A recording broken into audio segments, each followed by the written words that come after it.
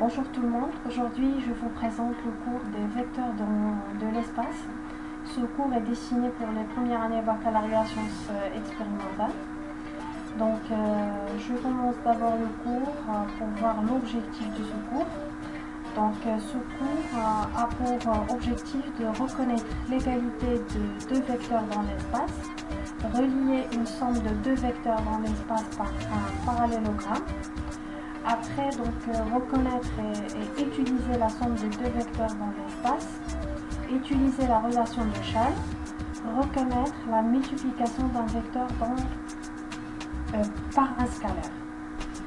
Ça, ce sont les objectifs de ce cours. Après, pour les capacités attendues, c'est de maîtriser, à la fin de ce cours, vous serez capable de maîtriser les règles de calcul vectoriel dans l'espace, identifier et exprimer la collinéarité de deux vecteurs dans l'espace, appliquer la collinéarité et la coplanarité de deux vecteurs dans la résolution de problèmes géométriques. Ça, ce sont les capacités attendues.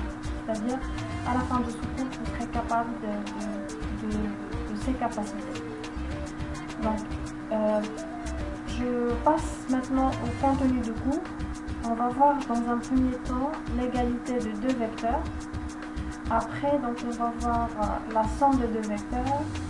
Troisièmement, on va voir la collinéarité de deux vecteurs. Et aussi, on va définir définition vectorielle d'une droite. Et finalement, on va voir la définition vectorielle d'un plan et les vecteurs coplanaires. Bien sûr, dans chacun de ces chapitres, on a des sous-titres, des sous-parties qu'on va étudier ensemble. Je commence le cours par l'égalité de deux vecteurs. On va voir d'abord les éléments caractéristiques d'un vecteur.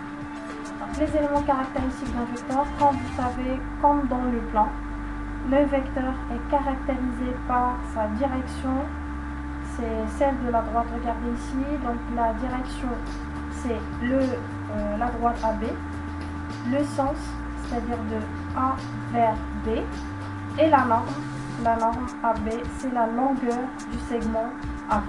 Donc là, les éléments caractéristiques d'un vecteur c'est le même que dans le plan. Donc un vecteur est caractérisé par sa direction, le sens et puis sa norme. Donc, une petite remarque, lorsque A égale à B, le vecteur AB est dit nul. On le note vecteur nul, comme vous voyez ici, et n'a pas de direction et sa norme est nulle.